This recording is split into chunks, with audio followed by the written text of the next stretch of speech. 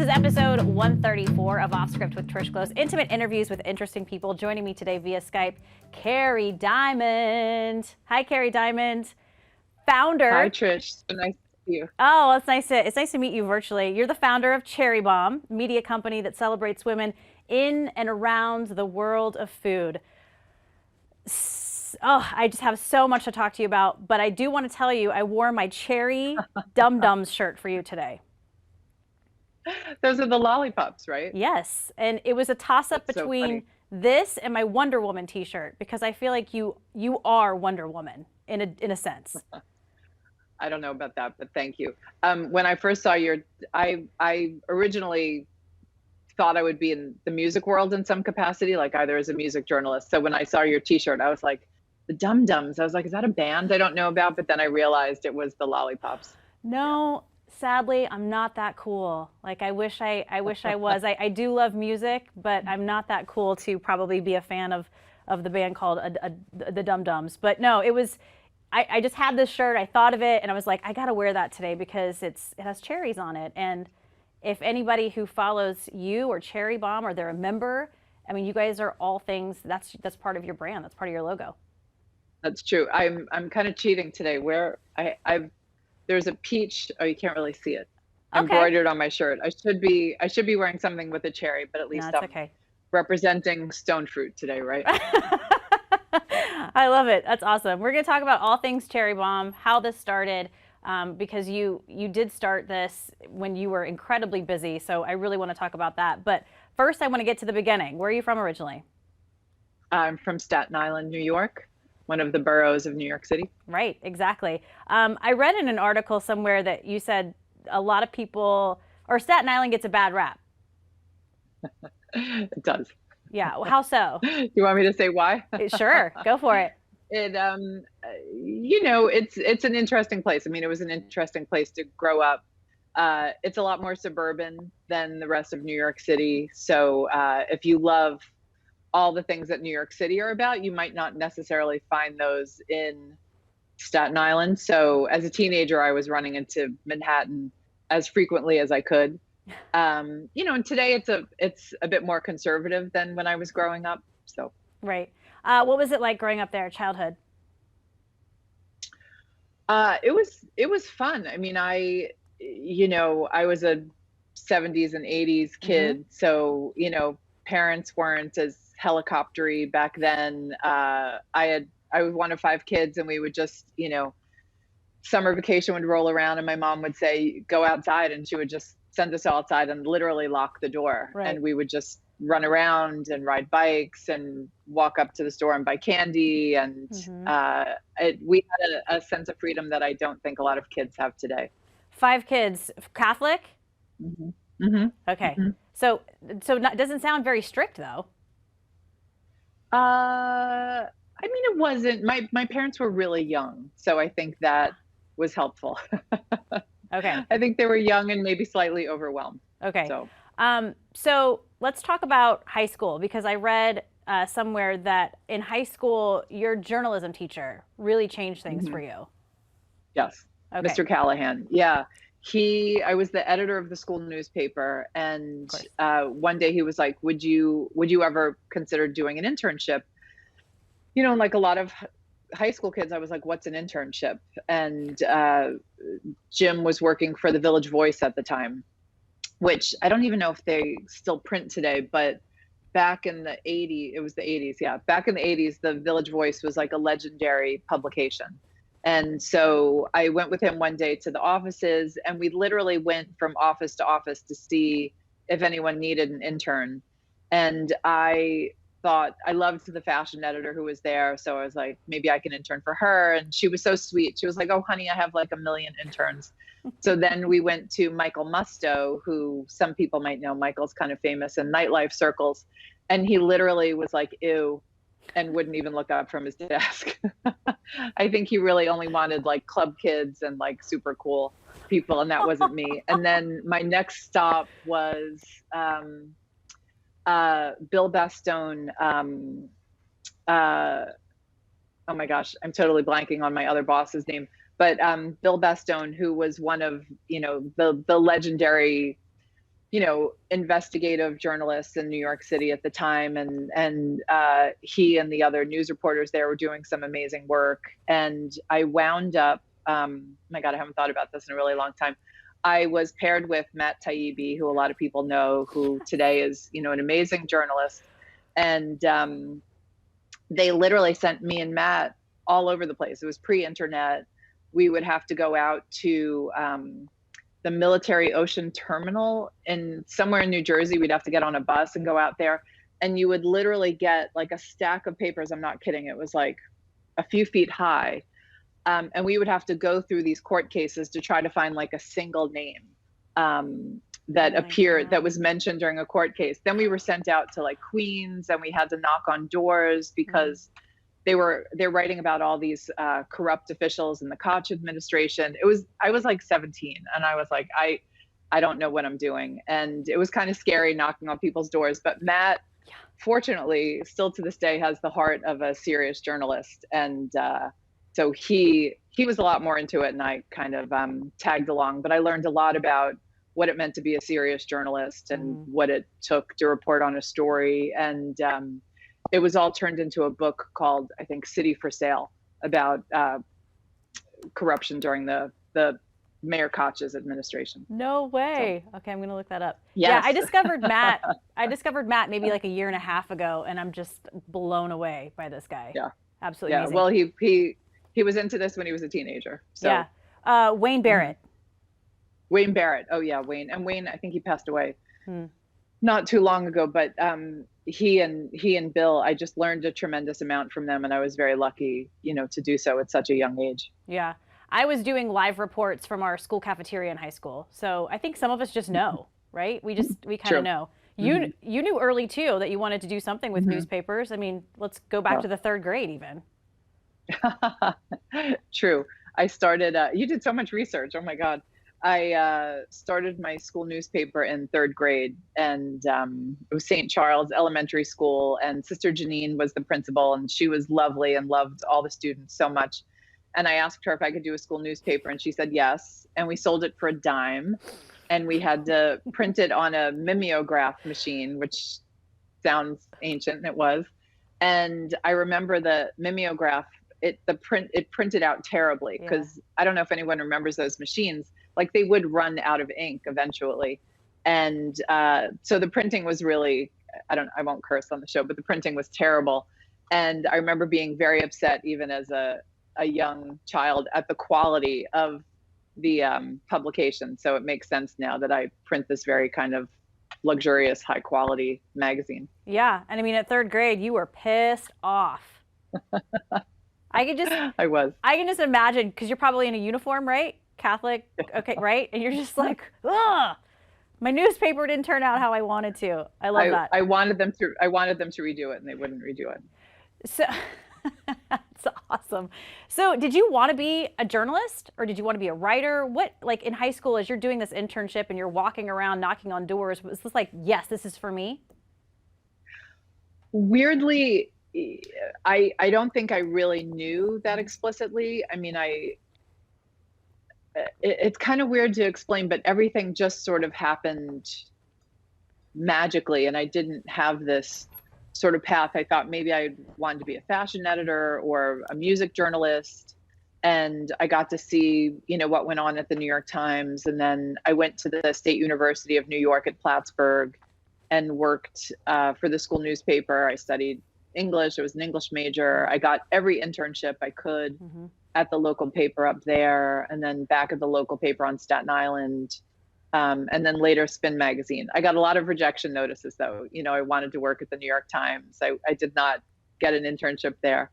But yeah, eventually it was clear that I wanted to be a journalist. But I think the one thing I was always super clear on is I loved telling other people's stories. And even, in grammar school, high school, college, I've just always found people fascinating and love telling their stories. Same, which is why I do this. I think it's a connection, because I feel like without us, no one would know these stories. And so it's our connection to essentially I'm telling your story to people who maybe have never heard of Cherry Bombe or Kerry Diamond. They need to get out from under their rock. But I just think it's a great connection that we get to tell stories from people that, you know, the rest of the world may never hear from. I love the story about you getting the rejections. I interviewed David Becker. He's a voting rights attorney, and he said the best advice he's ever been given is no is sometimes the best answer, because no is like, okay, I'm moving on. I'm going this path instead of this path. And so I think rejections, I think we all think of them as negative, but I think we should start looking them as a positive thing. Maybe it depends on which rejection, but I think no provides some clarity, which is good. You know, someone told me that same line. I think it was an agent who I was working with at IMG, and they weren't representing me. I was working with them regarding one of their clients, and they said no is the second best answer, maybe is the worst answer. Yeah. David said no is sometimes the best answer. It's not always the best answer. So just to clarify that. Yes is definitely the best answer. Always. So you're on this path. You go to school. You're an English major. What do you really want to do? Like what's your like that's it. That's my dream job. You know, it's so funny, and people never believe this, but I never really had a dream job. Like I never had a goal. I never had a dream job. When I was working at the Staten Island Advance, which was a local Newhouse paper, I didn't necessarily think it got any better than that. And I was just so happy to be a writer and be making a living as a writer. I kind of couldn't believe it. So to me, that was amazing. And then a friend of mine went and started working at a travel trade magazine, and he reached out and said, would you ever want to come be the hotel editor? And I was like, I don't even know what that means, but I'll talk to you. And I wound up taking that job. And that's a lot of how my path just happened. Like a lot of things, you know, I'm a big believer in luck, but I also believe you make your own luck, and sometimes you're in the right place at the right time. And I've benefited from that a lot. 1,000%. Were you, because I know you were into music and you were into fashion, were you really just into all of the things and kind of whatever you got to write about, you were like, dope, let's do it. That's what I'm going to do. No. No, like if they had put me on the sports desk, I would not have yeah, flourished gross. There. Yeah. I loved fashion. I loved fashion. I loved music. I interned at Spin Magazine for a little while. I was really lucky, and again, got to work for two amazing people. I worked for Legs McNeil, who was this like pioneering punk rock journalist. He co-authored Please Kill Me, The Oral History of Punk Rock, which is a great book. If anyone has read it, or if you haven't, I recommend it highly. And then I worked for Celia Farber, who was an amazing journalist at Spin, who was, she did a lot of amazing reporting on the AIDS crisis. And I worked for both of them and learned a lot from both of them. And but the funny part was when they would send me out to do music things, like I would have to go interview some bands and write record reviews. I realized I liked music from the perspective of a fan, not behind the scenes. And then the fashion editor at the Staten Island Advance sent me out on a few assignments, and I loved the fashion world behind the scenes. I thought that was great. Interesting. And that brings me to Women's Wear Daily, because you were really wanting a job there because it was this fashion newspaper. It was like the best of both worlds for you. Yeah. Well, I couldn't believe there was a fashion newspaper, you know, and the newspaper thing had kind of gotten in my blood. And the fact that there was this thing that combined fashion and daily news was amazing to me. It wasn't my dream to work there. I grew to not like where I was the hotel editor. So I wanted to kind of get the heck out of there. And back then the only way to find a job in New York City was to go through the New York Times. And, you know, you would open the big paper and you would get a red pen and you would circle all the jobs. And women's wear just happened to have like a dozen jobs open all the time. So I think I literally applied for every job that they had. And they finally called me in for a job I was so excited. I did not get that job. And then they called me 6 months later on my birthday and offered me an even better job. Yeah. So that was exciting. Yes. Do you feel like that job on your 30th birthday kicked off a lot of things for you? Huge. Yeah. Yeah. I mean, women's wear, I mean, WWD, some people might know it as that. It was such a special place. There was still a lot of, the original people from the publication, or maybe, I don't know how old the publication is, but folks who had been there for a long time, who knew everybody in fashion, everybody in beauty. They were just a tremendous group of people. I've never worked at anywhere like women's wear since. I mean, it was an office the size of a football field in Midtown Manhattan. And I had the most extraordinary bosses there. My direct boss was a guy named Pete Bourne, and he completely changed my life. And my other boss, Ed Nardoza, and Patrick McCarthy. I mean, I was very lucky. This is a time when there are a lot of like awful male bosses out there, but I was very lucky at women's wear and had worked for and reported to three tremendous people. Yeah. That's amazing. It seems like, when was this? When you got this job, like 90s? 98, 99. Okay. 2000. It seems like at this point, you've worked these jobs and you're just gathering all of this incredible knowledge from all of these incredible people, which it seems to, if you look back now, that's really set you up for what you're doing. It seems like that. Right. How lucky. No, I think that's a fair assessment. And then even more so my next job, I went to Harper's Bazaar after that, and I had always loved that magazine and really admired, she had passed away before I got there, but a woman named Liz Tilberis, who was the editor-in-chief, and she was just incredible. And the makeover that she and Fabian Baron did of the magazine was incredible. So I was really proud to work there. And then the folks at Lancôme offered me a job, and I said yes. It was just one of those things where you just said yes. Yeah. And I really didn't know what I was getting myself into. And that turned out to be another adventure. And that was like 6 years of crazy travel, working with every celebrity on the planet. And I learned a lot there that definitely helped me later on with my sort of entrepreneurial journey. I never thought I would be an entrepreneur or do anything entrepreneurial. Yeah. But Lancôme was like business school. It's like graduate school. Really? I love that. I love that. And that's what I always say to all of our reporters. Your first job in TV journalism, think of it as graduate school, because you're not going to get paid crap and you're going to work yourself to death, but you're going to learn so much. You're going to learn so much. It's funny. I mean, I think that's been my approach to every job I've had, that they've all felt like, it's almost like I felt like I was being paid to go to school, which was great. And you can't beat that feeling. No way. Or experience. And talk about luxury magazine, Harper's Bazaar. I mean, it's just, it's so beautiful. Yeah. Oh, talk about, I mean if you want. It was really, sure. It was a really fun experience. I had never worked for a monthly before. So, there were little things you had to get used to, like the deadlines, and it was an exciting time for fashion. I was the beauty director. So I was not covering fashion per se, but covering like backstage at a fashion show, and covering fragrance launches and all of these very glamorous things. And it was exciting. It was like Sex and the City time in New York City. And so it was very fun.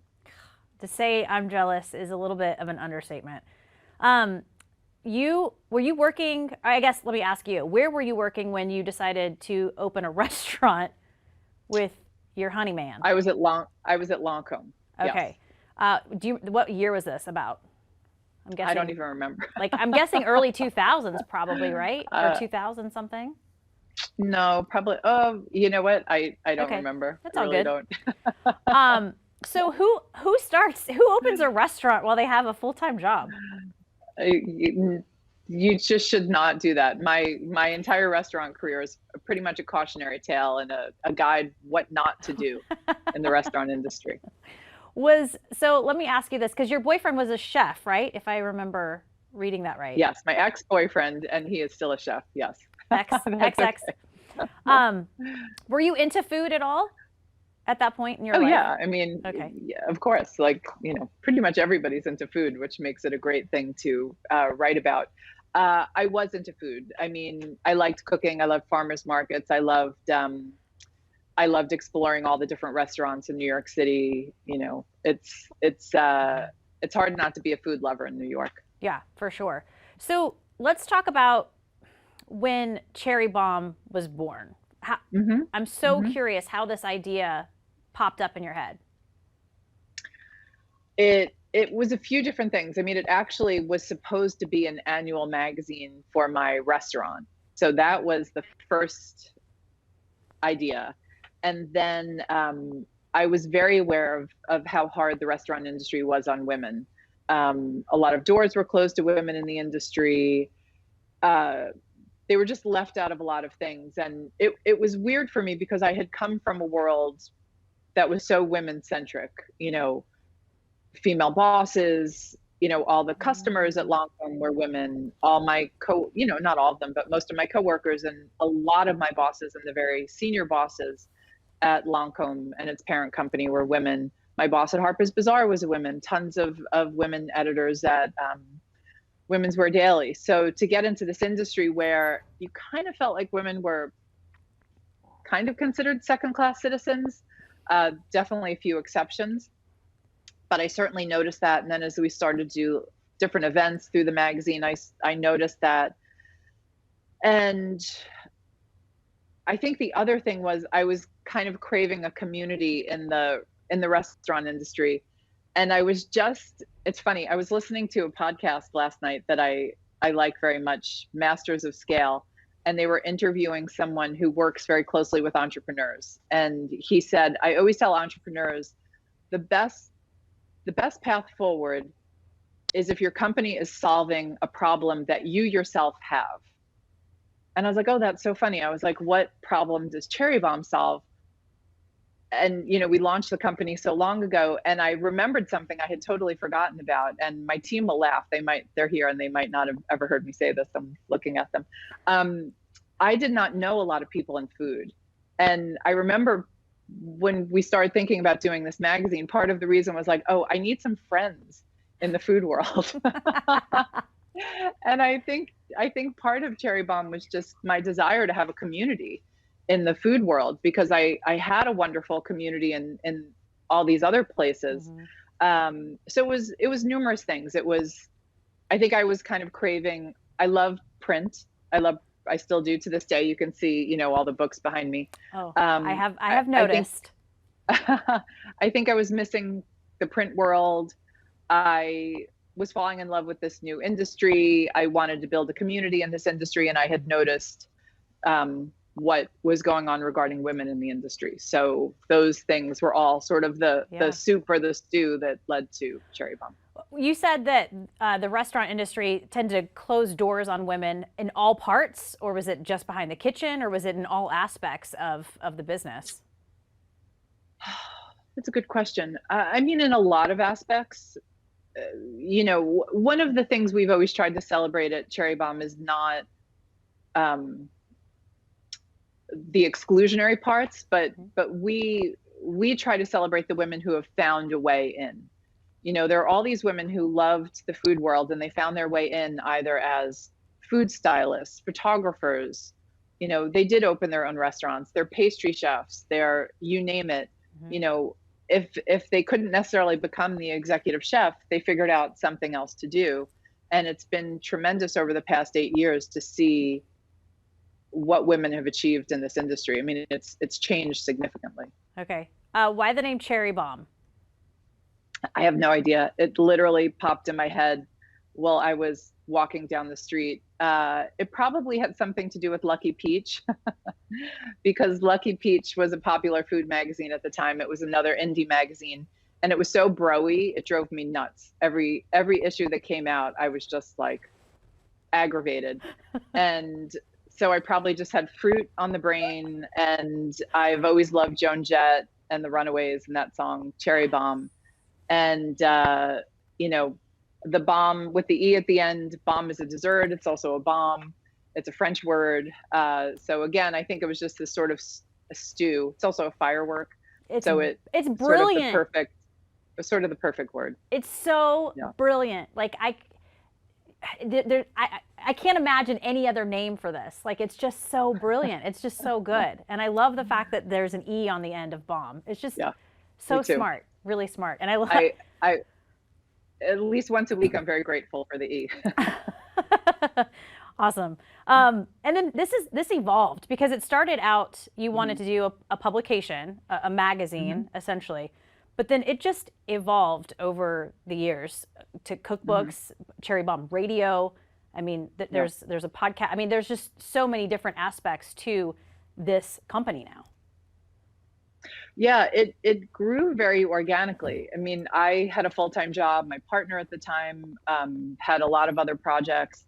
It was never, we did not start it with the intention of building it into a company.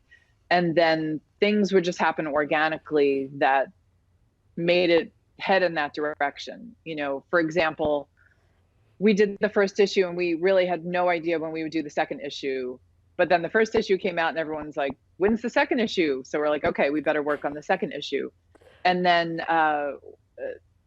someone in our community reached out and said, could I host a podcast for you?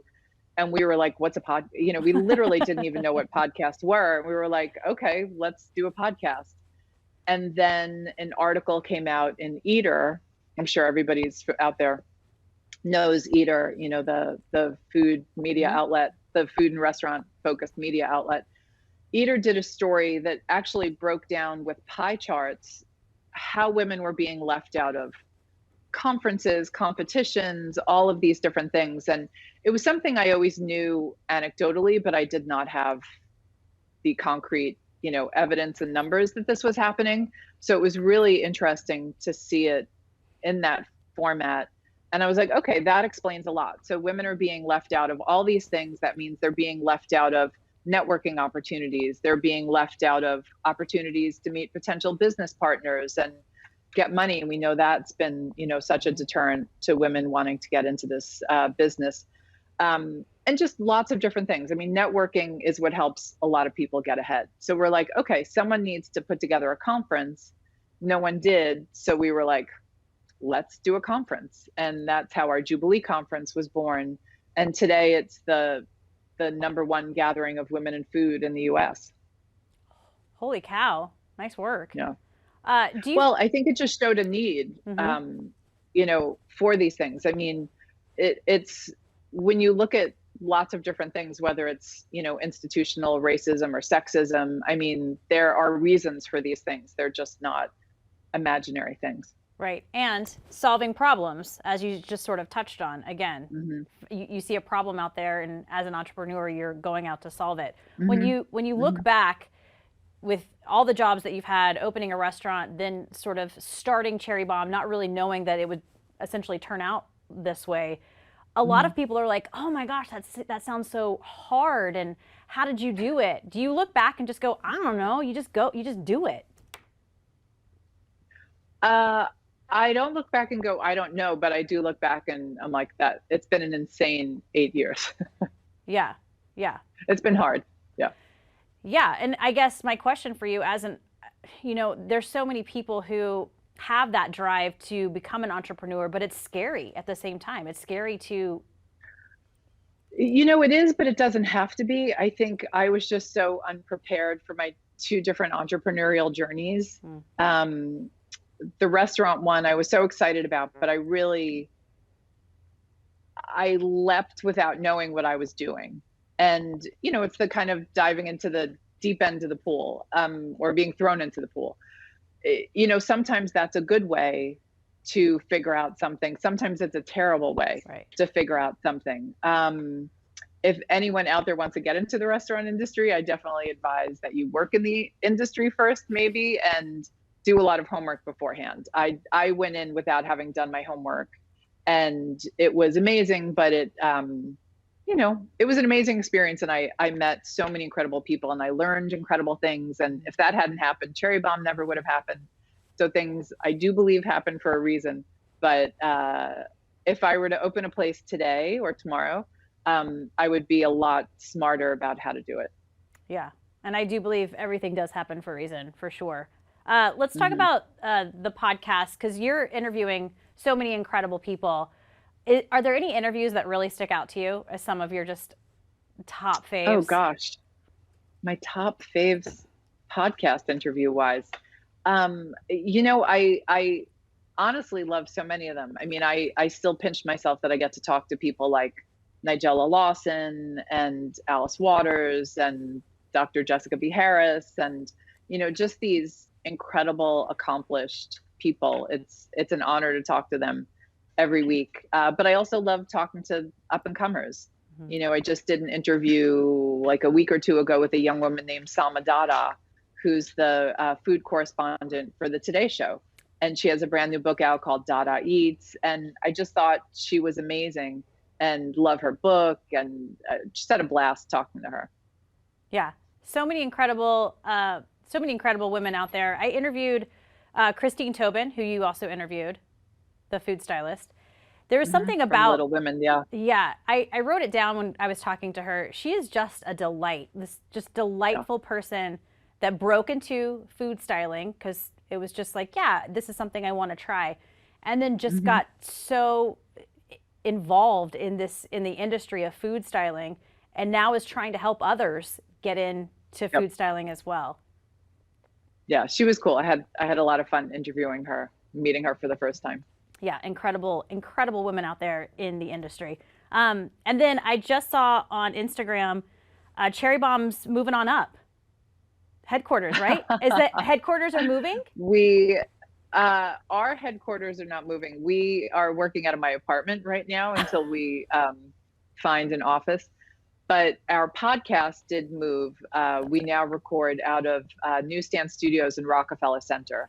And that has been thrilling, because as New York City kind of comes back and more people are in the city again, to be, recording the show in the heart of New York City is a thrill. Oh, I bet. And then speaking of podcasts, can we talk about your voice for a second?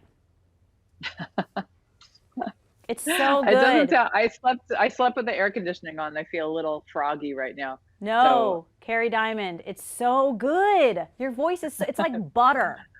Oh, thanks.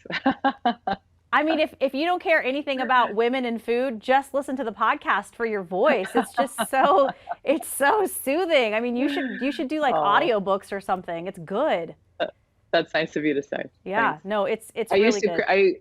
It's hard to listen to your voice. You know that. Sometimes it's a little cringy when you listen to your own voice. Yeah. Super cringy because I have my news voice, right? Which is the, good evening. Which is very impressive. When we were watching your videos, I was like, man, she needs her own show on, CNN or something more. Aww, yeah. I love that. But when I interview people that I find interesting and fascinating, it kind of goes into like tea kettle part of my voice. But no, it's super cringy when I listen to my voice back if I'm just sort of talking. But no, it's really good. Like I wanted to throw that out there. I wrote it down. Like, you have to know that your voice is amazing. Which is a big part. If you have a podcast, you should probably have a nice voice. That's true. It's helpful. What's next for Cherry Bombe? Oh my gosh, what's next for Cherry Bombe? So many things. Yeah. I'm actually writing a business plan. The team is laughing again. Like, what's next for Cherry Bombe? I'm actually finally writing a business plan. People have been after me to write a business plan for 8 years. And, it's hard to write a business plan. I mean, we've been bootstrapped for so long. I've got all these qualms about, raising money, but I guess every company at some point needs to decide whether they're doing that or not. So I'm trying to figure that out at the moment. We're going back to live events, which I'm really excited about. We will be announcing shortly a big event in Brooklyn in the fall, and then we'll be doing our Jubilee conferences again starting next year. The first one will be in Brooklyn in April. And, we miss seeing everybody. We miss bringing everybody together. I love podcasts. I love that we were able to pivot and do things virtually, but nothing can replace the in-person experience and just hearing these amazing women speak on stage and share their wisdom and bump into your friends in the audience, make new friends, try food, meet all these great new chefs. It's yeah, it's a wonderful experience. Yeah, hugging and kissing. There's nothing like it. Hugging, kissing. Yeah, Yes, for sure. exactly. Have you heard from the conventions, the ones that you were doing obviously before COVID? Were you getting stories from women or other people just going, hey, I was there, I met this person, now I have this job? I mean, obviously there's got to be success stories that come out of these. Yeah, absolutely. People have gotten book deals out of them. We just did, people have made friends, they've met business partners. We just did a fun event. We have a Cherry Bombe membership, so you can join and become a member. And we did a New York City meetup with the members at a new tap room and brewery. It's called Talea, and it's the first female owned and run tap room and brewery in New York City. Two amazing women run it, Leanne and Tara. And so we went over there. It's in Williamsburg, and they went to their first Jubilee, and they met the team from Whole Foods, and they got a distribution deal with Whole Foods. So we love when things like that happen. Okay. So, I'm on my way. yeah. I'm on my way. There's nothing like networking. But let's talk about how you can become a member. I mean, cherrybombe.com is the place for all things. Yes, cherrybombe.com. You can listen to the podcast. We have a great weekly feature called Open Book that's all about cookbooks, but from a little bit of a different perspective. It's like how the people got their deals, how the art direction came together, how the putting together of the book happened. So it's really for the cookbook nerds. That's fun. And just all our happenings. You could find all our magazines. Yeah. We just did a huge project with with Julia Child. We feel like we actually did work with Julia Child, but we just did a huge Julia Child project and really did a deep dive into the world of Julia Child, which was so much fun and so fascinating. So we've got a lot of the videos from the Julia Child event that we did. We've got our Julia Child magazine that we did. Yeah. You can find all that. She's definitely one of my heroes for sure. I've been just doing research on her the last few years. Was amazing. Yeah. It's amazing how many people love Julia. Yeah. Well, she was so nonchalant. She was just so easy. I think it was a lot of things. I think it was the pioneer aspect of it. I mean, there were a few people who did food TV before her, but she was really the first food TV star. That cookbook was so impactful to so many generations of not just women, people. Yeah. And she was goofy and she was herself, and people really related to that. Yes, and I love the fact the first cooking school that she went to in France, she's one of the only women in the class. But she towered over all of them, so it didn't matter. She was tall. She was 6'3", and her sister was 6'5". Some tall girls, yeah. Amazing. I know I'm tall, but that's really tall. So. How tall are you? 5'10". Ooh, that is tall. That's like model tall. So you really. It's just in my family. It's just tall. My brothers are 6'6". So. Oh my gosh, that is tall. I could have been Julia tall. So. Yeah, but I was going to say you held your own behind the scenes at those like fashion events because you're surrounded by all these like long-legged models, and you're like, yeah, I'm that tall too. Big deal. You know what? I've always been a nerd for whatever I'm doing at the time. So it was really fun being backstage and talking to the makeup artists and the designers and all of that. So. Yes, I feel you there. I'm in the nerd world as well. Any event we go to, you'll always find me talking to the chefs or like the people behind, like who are preparing the food. I'm like, what are you doing back there? So yeah. I don't rub elbows. It's killing me not to be interviewing you right now. So I want to talk to you about how you got your start and your favorite restaurants and all of that. Let's do it. I'll fly out there. We'll go grab some bubbles and we'll talk. We'll dish for sure. I do want to say though, becoming a member of Cherry Bombe, because as you were talking about that business plan, that kind of a lot of companies are doing that right now. Subscribe. If you really love these companies, subscribe and support them. Yes, I have probably more Patreons right now than I can count, but yeah, ours is different. It's a traditional membership, and we do like a membership meeting every month that's virtual, and we're starting to do in-person meetups, and there are some other little perks, and then of course, like most magazines, we have a subscription. Okay. Well, before I get to the final three, I just want to say I really do love, I'm not just blowing smoke. I love everything about Cherry Bombe. It's just so positive and colorful and beautiful, and it just really does support women in all things. And it's teaching me that there are amazing stories and amazing women in all corners of the food world. Absolutely. I mean, the best part about Cherry Bombe, and I think the whole team would agree, is our community. I mean, we are really, really lucky. We have such a special community of like talented, supportive people. And, you know, at a time when a lot of people are like, oh, should I get off social media? Social media is terrible. I think when you look at our Instagram and look at the comments, even, you get a sense of just, you know, these are really kind people who, you know, love nurturing other people through food, through drink, whatever it might be. It's amazing. There's nothing like hearing when you cook for someone, and there's nothing like you sit down at the table and you go, oh, they're like, oh my gosh, this is so good. True. Nothing like that. And sure, I made lunch yesterday. I was like, does it need salt? Is it okay? You know, you're always like that. And Julia said you never apologize and you never explain. So I do both all the time. So. Well, Julia would yell at you. Really, sorry, Julia. Really quickly before I get to the final three, you said you like to cook. Do you cook a lot? No. Okay. But I love to cook. What's some of your like favorite things to cook? Oh gosh, I never make the same thing twice. I mean, people send me a lot of food, so I'm always trying to use up. Like I just got some Cowgirl Creamery cheese today, and I'm gonna figure out what to do with that. I literally make different things all the time. I love pasta. If I could eat pasta 3 times a day, I would. So. Amen. I want to say Cowgirl Creamery is in our neck of the woods. I think it is. Yeah. Is it? It's not Humboldt, is it? No. It's Oregon. Humboldt Fog is a different. Yep. Humboldt Fog is a different company. Cowgirl. Yes, that's a beautiful cheese as well. Yeah. Rogue Creamery, world's best blue cheese, is right down the street from us. So I think Cowgirl, I'm going to have to look that up because I think Cowgirl is an Oregon creamery, and I should know this. California. It's California. Sorry. Okay. That was bothering me. I'm sorry. Okay, final 3. Kerry Diamond, best advice you've ever been given?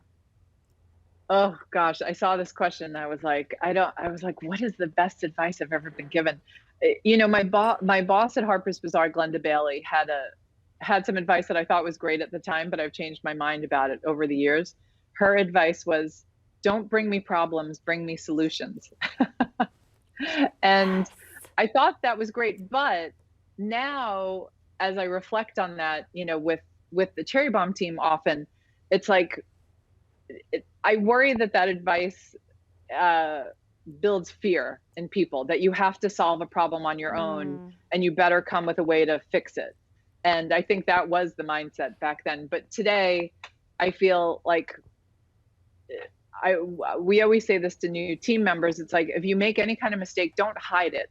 You know, just tell us and let's all find a way to fix it. And so I would take that advice, but amend it slightly. Okay. So you give that advice. That's the wordiest answer. I'm so sorry. No, I love it. That's what I tell my reporters, actually. Don't bring me problems, bring me solutions. Because if your story falls through and it's 3 o'clock, what am I going to do about it? Right.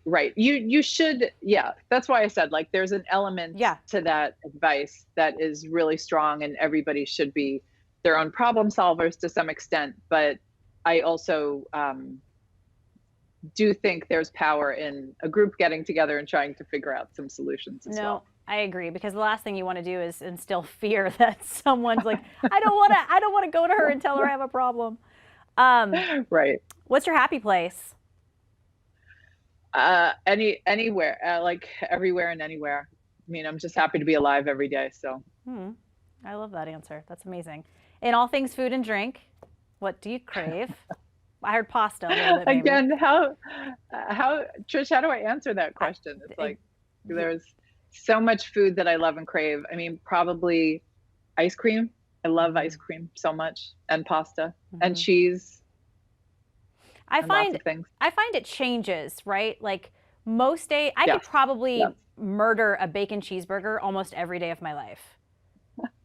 But yeah. Do you murder a bacon cheeseburger every day of your life? No, Kerry Diamond, because I would be ginormous. So I love that you use the term murder. That's very funny. I know. Okay, so I do want to say to everyone listening, cherrybombe.com. It's again, it's just happy and it's filled with joy. And I love, it's beautiful too. It's just such a pretty, not only the publication's pretty, but the podcast is pretty. Everything about it is just lovely. So thank you so much for being with us. Anyone out there, if you're listening, please rate and review, subscribe. It helps other people find us. You can also watch this podcast on my YouTube channel, Off Script with Trish Close. One more time, Kerry Diamond, the founder of Cherry Bombe. Thank you so much for the time today. I appreciate it. Oh, all right. Thank you. Take care.